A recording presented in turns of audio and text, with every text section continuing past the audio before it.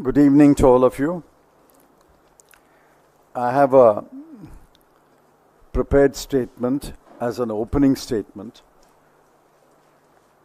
I believe all of you have copies of the statement.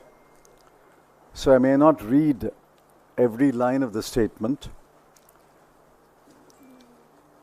I will read portions of the statement, and then you can refer to the rest when you telecast or write.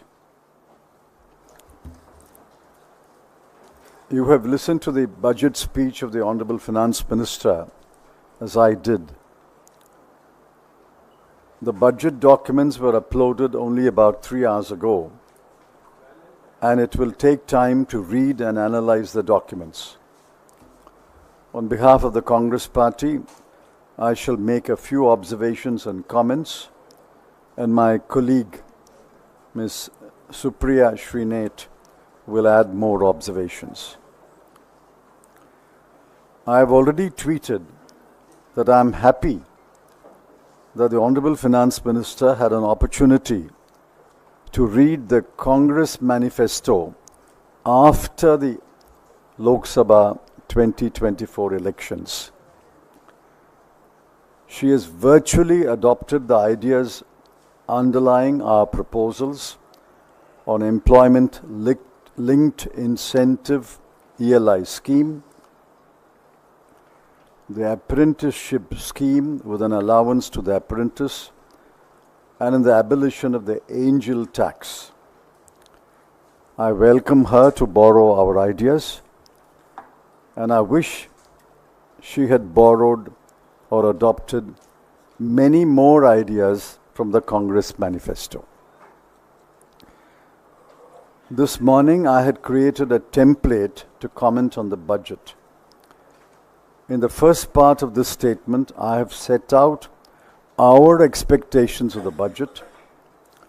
In the second part, I have noted the relevant statement on the budget speech, whether there was a response in the budget, and if so, what was the response? You will notice on some matters there was no response at all. First, unemployment. According to CMIE, the All India unemployment rate is 9.2%. The response of the government is too little and will have only little impact on the grave unemployment situation. The claim that the schemes announced by the Finance Minister will benefit 290 lakh persons is highly exaggerated. She has given three numbers: 210 lakh, 30 lakh, and 50 lakhs. Each one of the numbers is highly exaggerated. 2. Inflation is the other major challenge. WPI inflation is 3.4%. CPI inflation is 5.1%. And food inflation is 9.4%.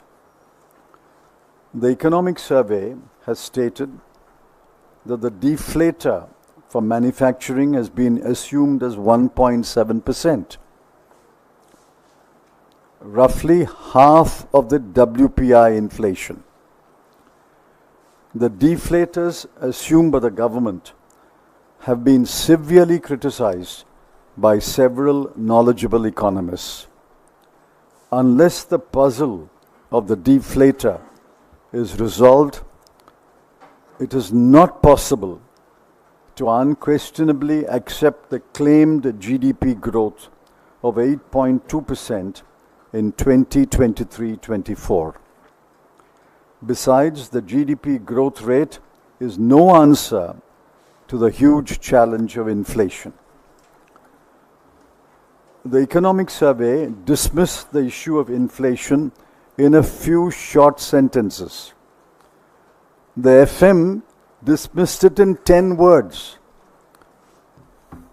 The Finance Ministers dismissed inflation in 10 words in paragraph 3 of her speech.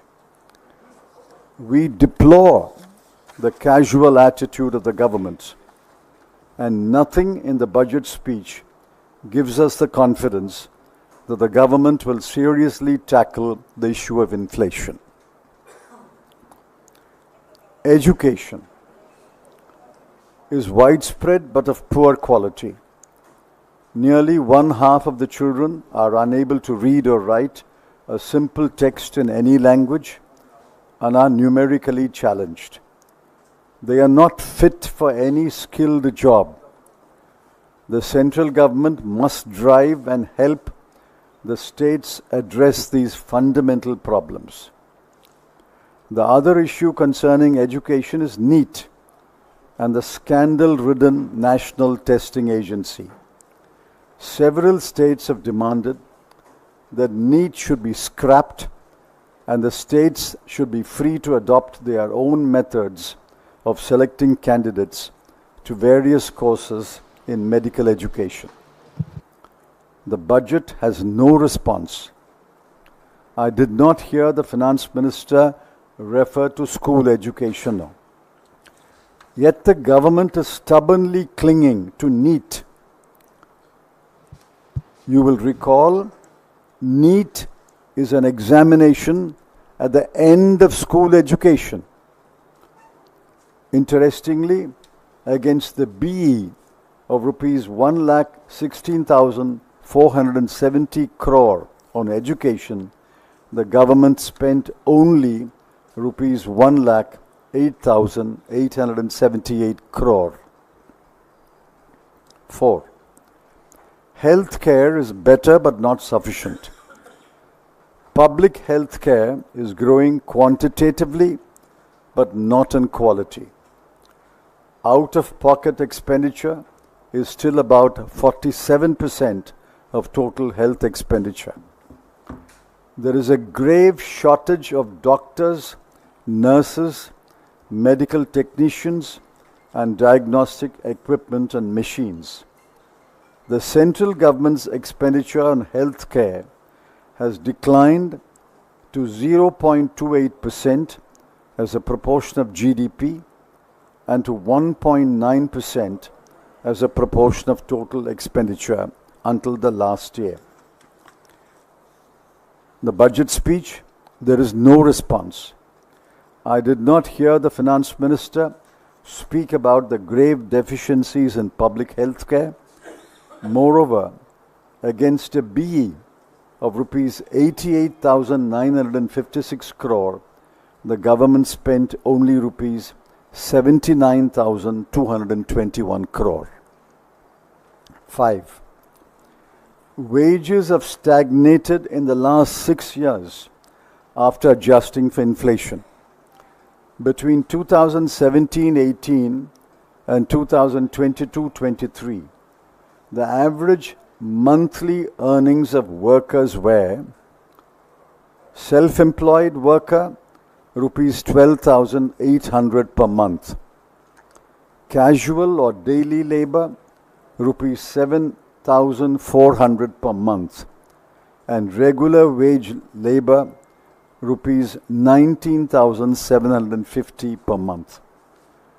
We demand that the minimum wage should be fixed at rupees 400 per day for every kind of employment.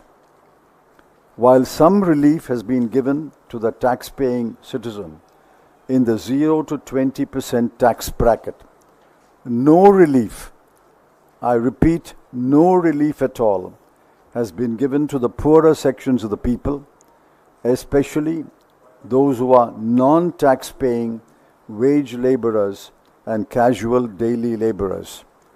The government seems to be blissfully ignorant of its own statistics that wages have stagnated in the last 6 years while inflation is raging and such workers are not paid a decent minimum wage.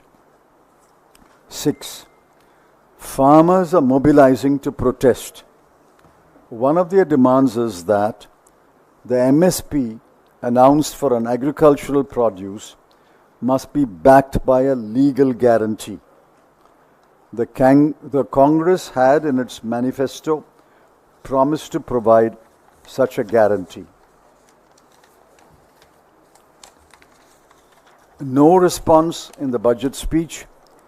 Let's wait to hear from the farmers. 7. Owing to massive unemployment, many students who had availed of educational loans have defaulted in payment of interest and or repayment of the principal. There is a demand that the government should write off the unpaid balance of educational loans as a one-time measure of relief. The response: the government has unusually spoken about giving education loans. They did not say that in the previous budget speeches.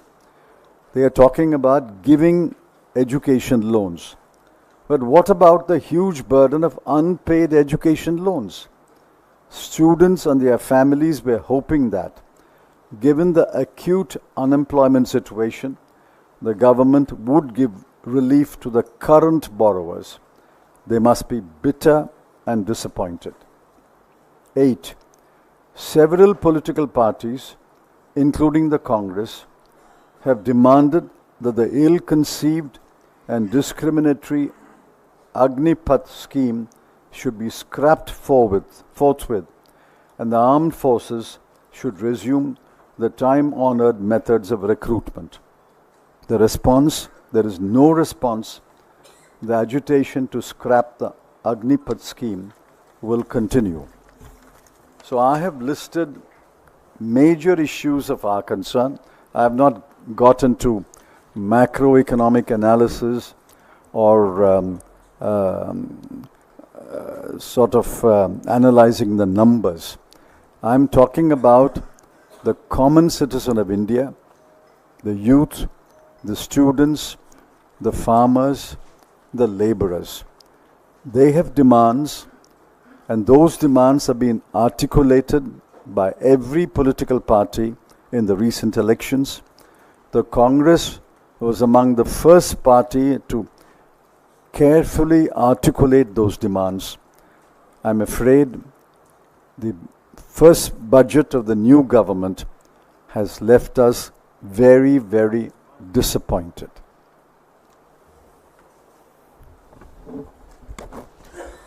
आपका बहुत धन्यवाद श्री चिदम्बरम जी। जो उन्होंने अंग्रेजी में कहा है, मैं मोटे तौर पर उसका हिंदी अनुवाद आपके सामने प्रस्तुत करना चाहती हूँ।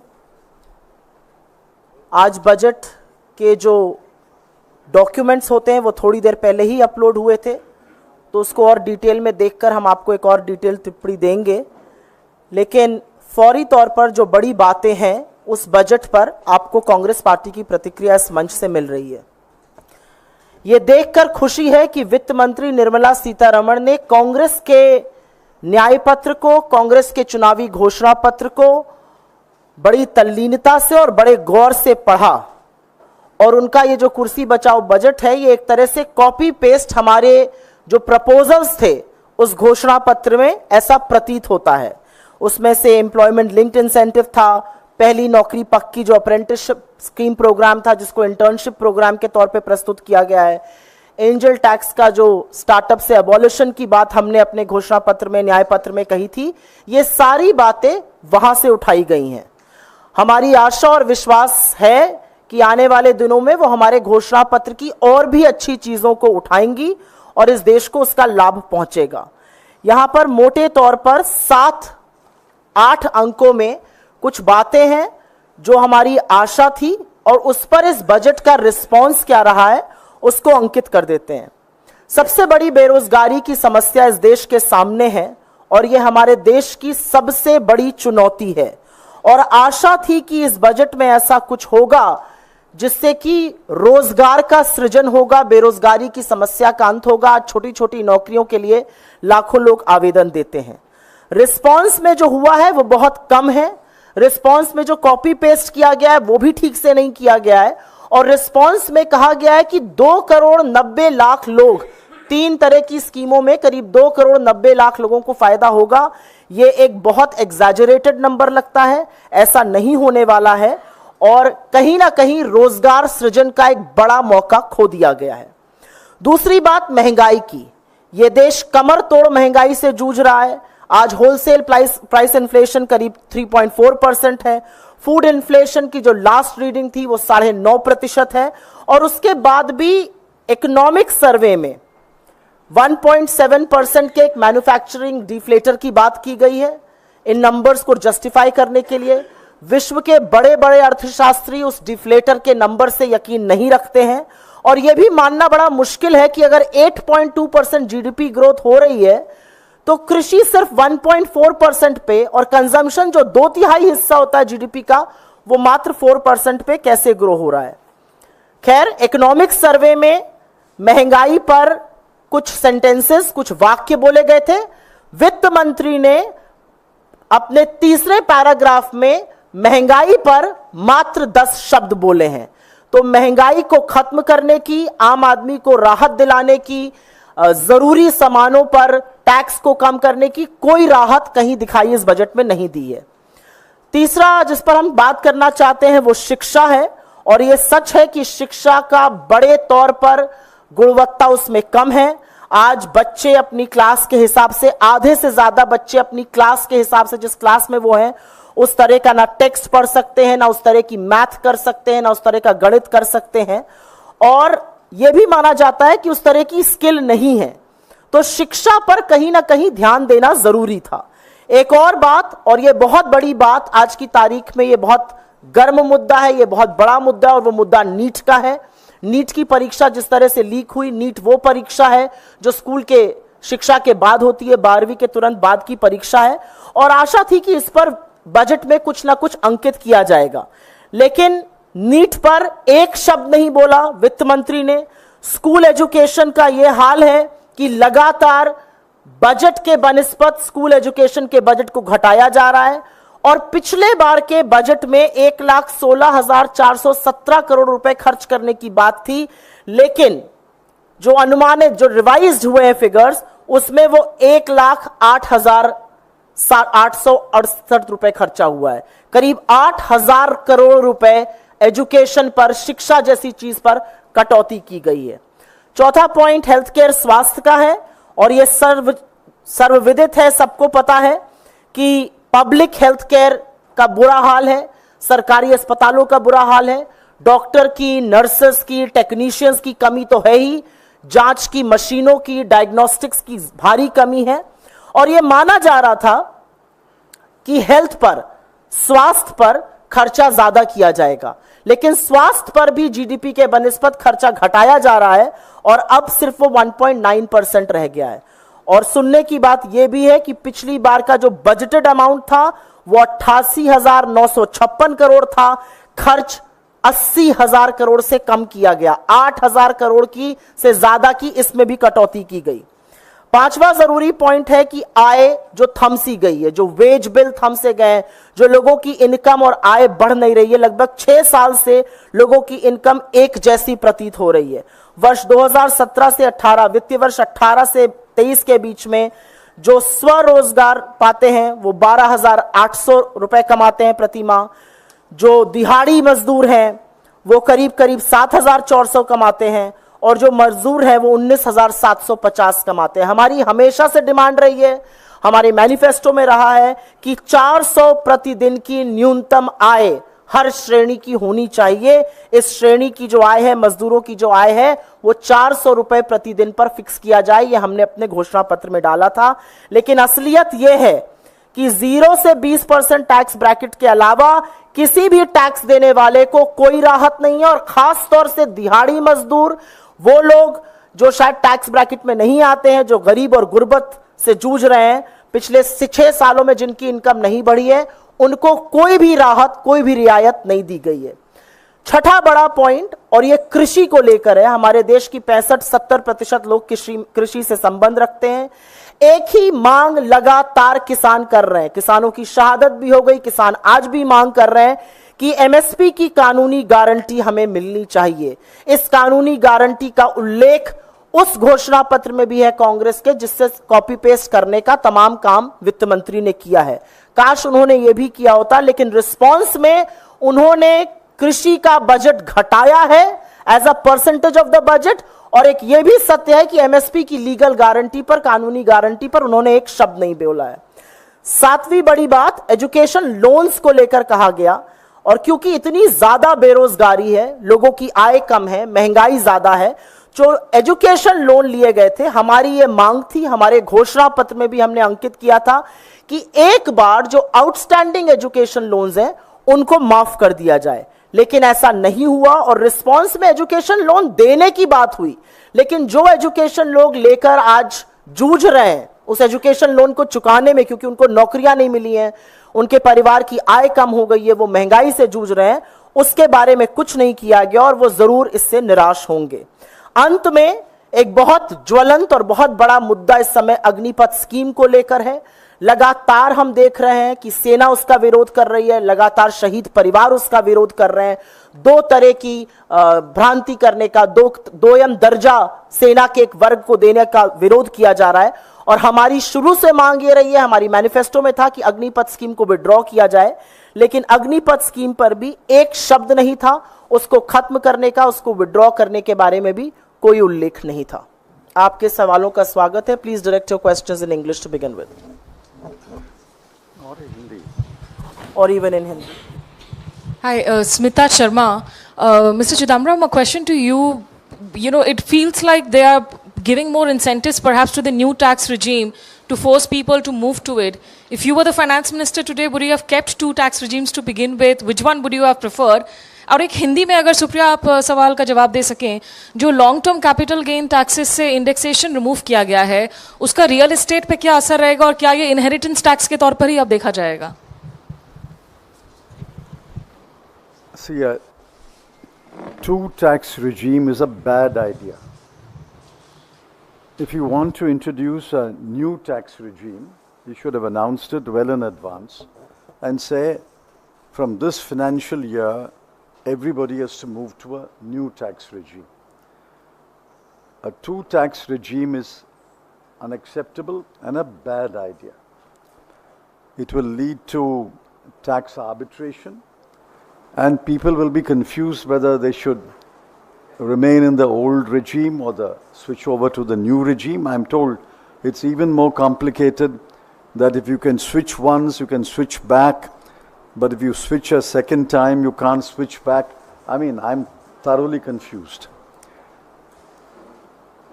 I don't think they've given great incentives to switch over to the new tax regime in this budget. They did it in the earlier budgets. This time they've only reduced the tax effect by enlarging the slabs.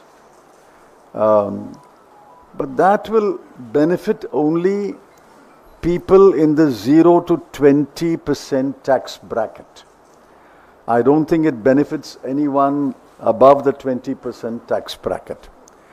The answer to your question is, I do not and I would not support a two-tax regime. On the other question about long-term capital gains, there is, as I speak, there is total confusion. They have removed the second proviso to section 48, but the third proviso refers to the second proviso. So unless you go through the fine print of the finance bill and read it carefully and analyze it carefully, I can't come to any conclusion. But by and large, the commentators on television seem to think that as far as real estate is concerned, the indexation benefit has been removed, and any sale after 23rd of July 2024 will be without the benefit of indexation. Now, a large number of people who have bought houses and the value is appreciated will certainly suffer. But as I said, I would reserve my judgment on the effect of the tax changes.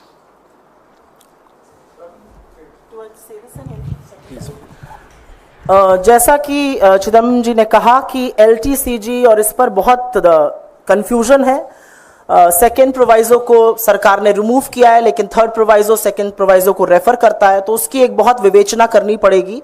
लेकिन जो फौरी तौर पर समझ में आ रहा है वो ये है कि इंडेक्सेशन हटाया गया है, लोगों का ये मानना है। सोशल मीडिया और टीवी पर इस पर डिबेट चालू है। और अगर इंडेक्सेशन हटाया जाएगा तो अगर किसी का पुराना घर है और वो आज की तारीख में बेचे तो उस पर बहुत बड़ा टैक्स लायबिलिटी पड़ेगी, क्योंकि आप इंडेक्सेशन अलाउ नहीं कर रहे हैं। और ये मिडिल क्लास पर एक बहुत बड़ा प्रहार है। आपने 10 लाख में घर खरीदा, अगर आप 50 लाख में कल तक बेचते तो आपको इंडेक्स वैल्यू माइनस जो सेल पर बेच रहे थे उस पर टैक्स देना पड़ता। आज आपको जो सेल पर कर रहे हैं और जिस वैल्यू पर वो था उस टाइम पर, उस पर टैक्स देना पड़ेगा।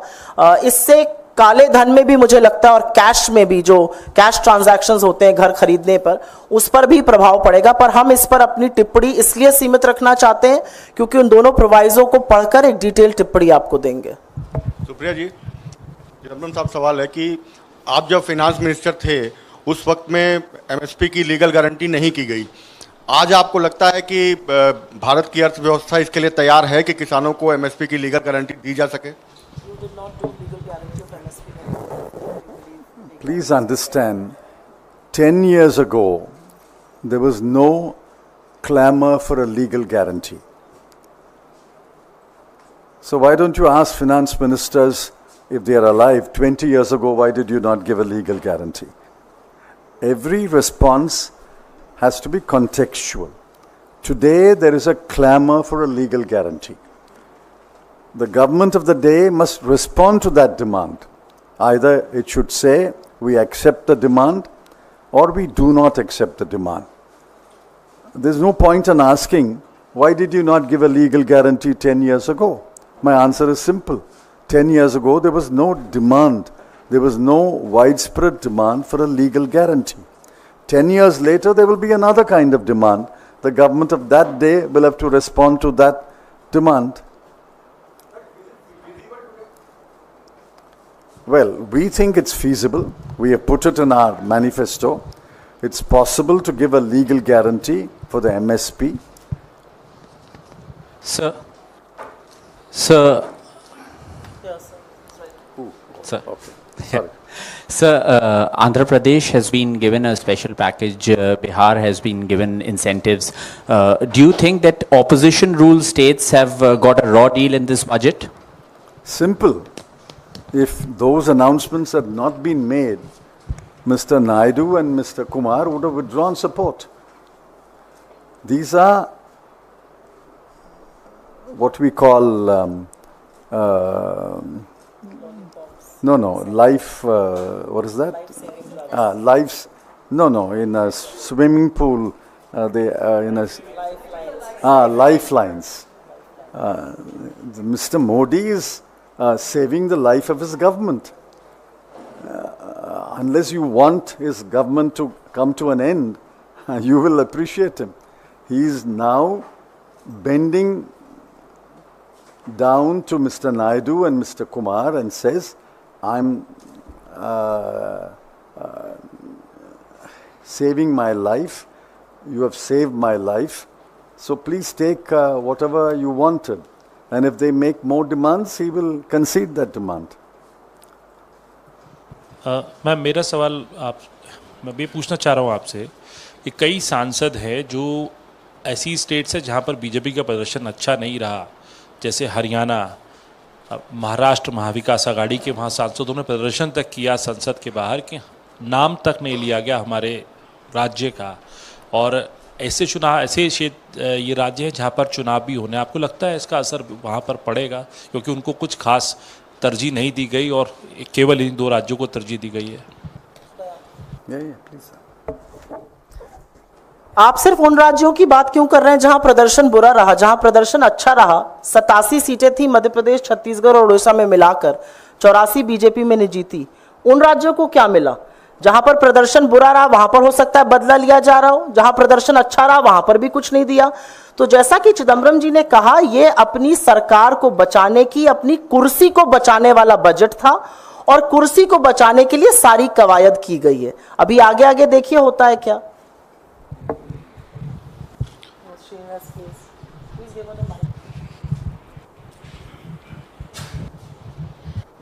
Sir, earlier the Congress party have made several demands regarding the railway safety, but in this budget there is no such kind of announcements or something which is being promised by the government that has not been fulfilled regarding the safety of railway, and no such kind of budget which can give some relief to the common man, because the manner in which the ticket fares have been increasing, so no such relief has been given. What's your response to that, sir? There are many demands relating to the railway. If there had been a separate railway budget and there was a railway minister presenting a budget, these matters would have come up prominently. The finance minister has devoted a few paragraphs to talk about new railway projects. But there is no mention about safety of railway. Railway safety is at its lowest point. There is practically a railway accident every month. And I think the last 2, 3, 4 months, there has been one accident every month. There's no mention of Kavach. There's no mention of the kind of expenditure that is being devoted to railway safety. There is no talk about the coaches and the bogies for the poorer classes being reduced. There's no talk about increasing railway fares. Poor people are being pushed to buy higher price tickets for so-called premium trains. I think there is a lot of issue about the railways. We have demanded a separate discussion on railways, but that was denied in the last occasion.